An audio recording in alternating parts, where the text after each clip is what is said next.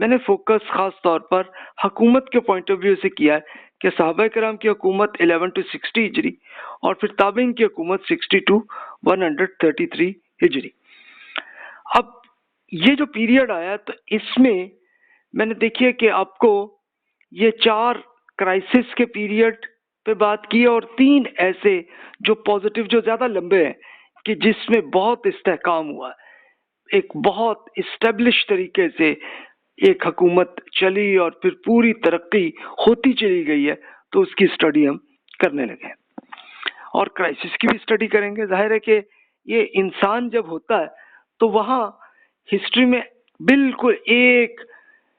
بالکل لائن کی طرح نہیں وہ چل رہی ہوتی، بلکہ کبھی پرابلمز بھی آتی ہیں، کبھی بڑے پازیٹیو معاملات بھی آتے ہیں. تو یہ نارمل ہے، کسی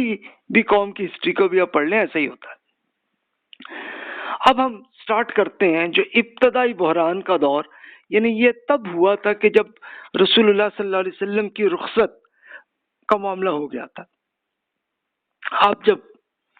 کہ وفات ہوئی تو یہ 11 ہجری، اور اگر آپ مہینے کے تو یہ تیسرا مہینہ تھا 11 ہجری کا، ربیع الاول.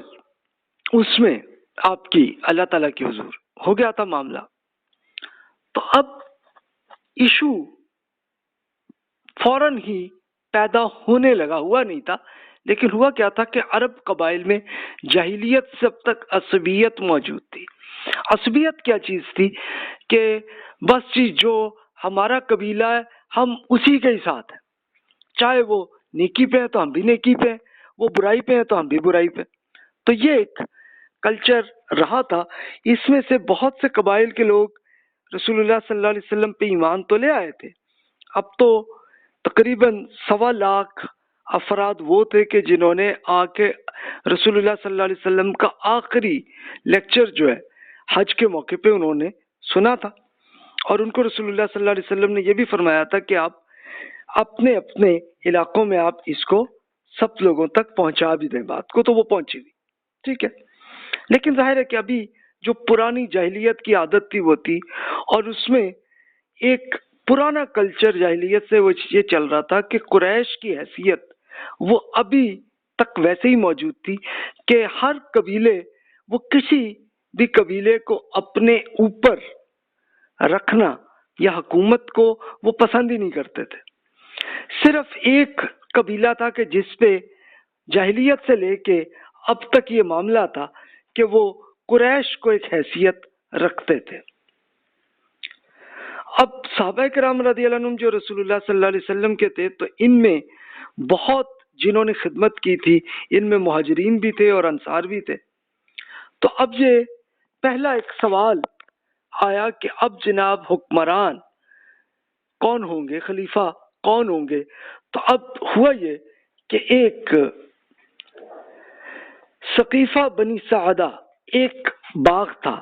جو انصار کا ہوتا تھا، اور وہاں پہ یہ پہلی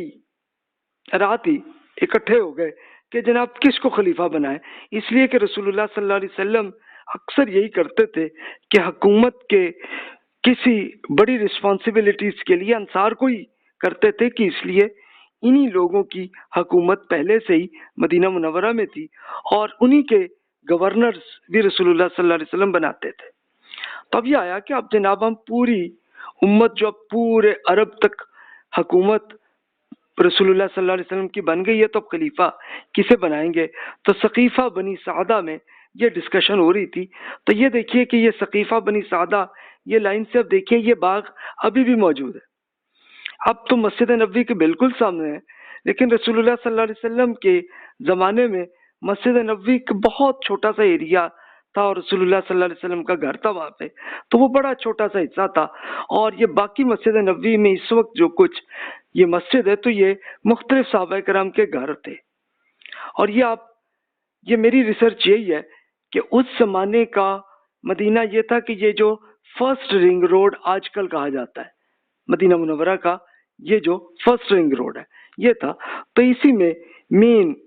انصار کے بھی صحابہ کرام بھی یہیں تھے جو میجر بڑے تھے، اور اسی طرح मुहाजिरीन जो हैं वो भी यहीं सेटल हो चुके हुए थे। अब इस फर्स्ट रिंग रोड से बाहर देखें तो यहाँ पे भी मुख्तलिफ आबादियाँ थीं, लेकिन ये पूरा एक शहर की तरह नहीं थी, बल्कि मुख्तलिफ जगहों पे थी। बहुत से लोग हिजरत करके आ चुके हुए थे, वो भी मुख्तलिफ इलाकों पे सेटल थे, लेकिन मेन कैपिटल अब कह लीजिए तो यही फर्स्ट रिंग रोड के अंदर का एरिया था। तो इसमें सबके घर थे, और ये एक बाग था जिसको सकीफा बनी सादा कहते थे। तो अंसार साहबा कराम ये इकट्ठे हुए थे और ये अब डिस्कस कर रहे थे कि भी किसको करें। तो ये अब मुहाजिरीन में से अबू बकर, उमर और अबू उबैदा रदी अल्लाह अन्हुम को ये पता चला कि जनाबी हो रही है, तो उनको एक लगा कि यार ये कोई रिस्क ना हो कि आपस में कहीं लड़ाई झगड़े ना हो जाए।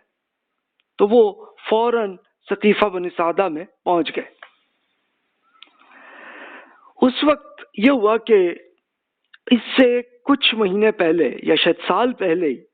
ये रसूलुल्लाह सल्लल्लाहु अलैहि वसल्लम को एक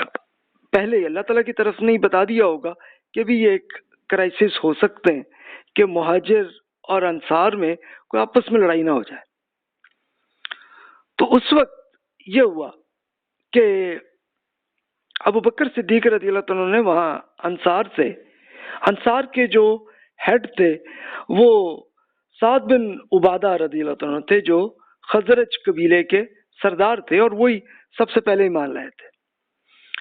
तो इनको अबू बकर रज़ी अल्लाह तआला ने एक खुतबा वहां पे किया और आपने एक लेक्चर के तौर पे उन्हें कहा कि साथ आप ये बताइए कि रसूलुल्लाह सल्लल्लाहु अलैहि वसल्लम ने ये बताया था कि भाई ये कुरैश ही को हुकूमत मुंतकिल कीजिएगा। तो साद बिन उबादा रज़ियल्लाहु तआला ने कहा कि जी बिल्कुल आपने सही फरमाया कि रसूलुल्लाह सल्लल्लाहु अलैहि वसल्लम ने यही फैसला कर दिया था। अब क्यों किया था, इसकी आप पूरी रिवायत को पढ़ लें तो इससे ये पता चलता है कि रसूलुल्लाह सल्लल्लाहु अलैहि वसल्लम ने ये बताया था कि भी मैं कुरैश को इसलिए हुक्मरान नहीं बना रहा कि ये कुरैश मेरा कबीला है, ये वजह नहीं है, बल्कि ये कि पूरे अरब के अंदर हुकूमत सिर्फ कुरैश ही की चल सकती है। अगर किसी और कबीले के कोई हुक्मरान अगर बनेंगे तो और कबाइल जितने भी हैं जो अभी तक जाहिलियत में है तो वो लड़ने लग जाएंगे और आपस में ही उम्मत मुस्लिमा एक दूसरे से लड़ने झगड़ने लगे। तो अबू बकर सिद्दीक रज़ी अल्लाह तआला ने ये बताया था, तो साद बिन उबादा रज़ी अल्लाह तआला ने फौरन इसको बिल्कुल उनको याद था, उन्होंने किया। और फिर अब अंसार की तरफ से ये है कि अच्छा जी कुरैश में से आप किसे खलीफा बनाएंगे। तो अबू बकर सिद्दीक रज़ी अल्लाह तआला ने मशवरा ये दिया कि भाई मेरा ख्याल है कि उमर या अबू उबैदा इनमें से जो भी आपको मुनासिब लगे आप तय कर लें कि इनको खलीफा बना लें। लेकिन ऐन उसी में उमर रज़ी अल्लाह तआला ने और अबू उबैदा रज़ी अल्लाह तआला ने उठ के ये कहा कि नहीं जी मुझे आप हुक्मरान ना बनाए, बल्कि मैं ये कहूँगा कि अबू बकर को आप खलीफा बना लें। तो पूरे जितने अंसार बैठे थे सब ने उठ के हजरत अबू बकर सिद्दीक रज़ी अल्लाह तआला की बैत कर ली। अब ये जाहिर है कि ये कुछ 1-1.5 घंटे की पूरी डिस्कशन हुई होगी और उसमें ये मामला हुआ। तो उमर रज़ी अल्लाह तआला ने बयान किया इसमें फिर बाद में एक लेक्चर में कि ये वजह मैंने इसलिए की थी कि भी ये क्राइसिस ना पैदा हो जाए, तो इसलिए मैंने अबू बकर का इसलिए सिलेक्शन की कि भी इसमें किसी में कोई इख्तिलाफ नहीं होगा। तो ये मामला था कि कुरान मजीद का असल उसूल अमरुहुम शूरा बैनहुम कि तुम मिल के मशवरे करना, तो वो उन्होंने यही किया। तो पूरे अंसार उठ के आए और फिर उसके बाद ये हुआ कि रसूलुल्लाह सल्लल्लाहु अलैहि वसल्लम की जाके उन्होंने नमाज जनाजा अदा की और फिर उसके बाद फिर खुद रसूलुल्लाह सल्लल्लाहु अलैहि वसल्लम ने किए क्राइसिस किए खतरा लग रहा था कि आपके अल्लाह के रसूल और नबी थे तो लोगों में वो अकीदत ना आ जाए कि जैसे हजरत ईसा अलैहिस्सलाम पे हुआ था कि लोगों ने ये किया था कि उनको फिर बहुत अरसे बाद उनके सहाबा किराम ने नहीं किया बल्कि अगली नस्ल में ये हुआ था कि उन्होंने हजरत ईसा अलैहिस्सलाम को अल्लाह का बेटा बनाया था। तो रसूलुल्लाह सल्लल्लाहु अलैहि वसल्लम को ये खतरा था कि भी मेरी कब्र पे जो है ये ना हो कि लोग इस पे पूजा शुरू कर दें। तो उन्होंने यही अपनी अहलिया सईदा आयशा रज़ियल्लाहु तआला अन्हा के कमरे में आखिरी रात थे तो उन्होंने उनको यही फरमाया था कि भी मुझे यही घर के अंदर ही दफन कर देना, ताकि ये ना हो कि لوگ میری قبر پہ جا کے پوجا کرنی شروع کر دیں۔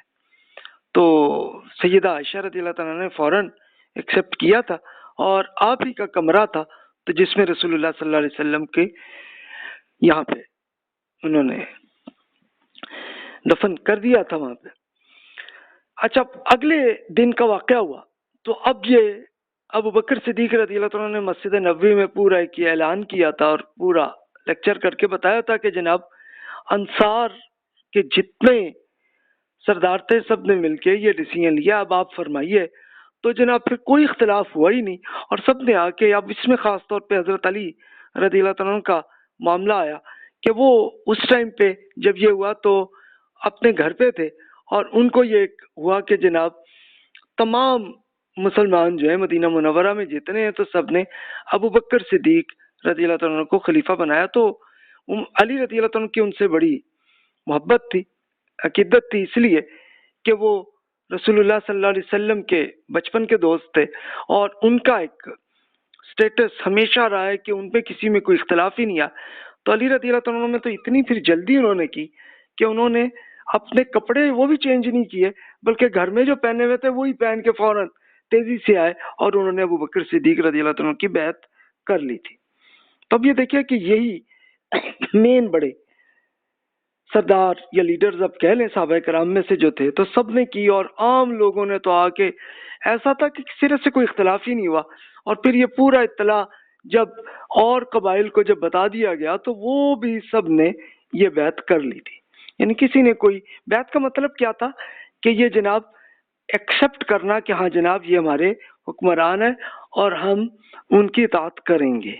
تو یہ معاہدہ کا، یہ ایک طرح کے معاہدے کی یا ایگریمنٹ کی شکل میں یہ ہوتی تھی بیعت، تو وہ کر لی انہوں نے، تو ہو گیا معاملہ۔ تو یہ چھوٹا سا ایک دن کا جو کرائسس تھا وہ ختم ہو گیا۔ تب دیکھیے اس کے بعد اصل دوسرا داخلی چیلنج آ گیا۔